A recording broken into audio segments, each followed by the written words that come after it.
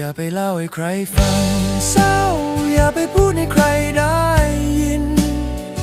คนเข้าใจเราอาจมีไม่กี่คนในแผ่นดินบางรอยยิ้มเขาเพียงยินดีที่เราพังสุขอย่าไปเล่าเศร้าอย่าไปพูดเลย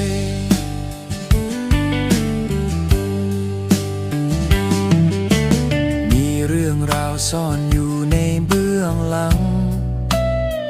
ไม่ใช่ทุกครั้งเปิดใจทุกเรื่องไม่ได้บางคนถามแค่อยากรู้เรื่องในใจแต่ไม่ได้ฟังเพื่อจะปลอบเราเลย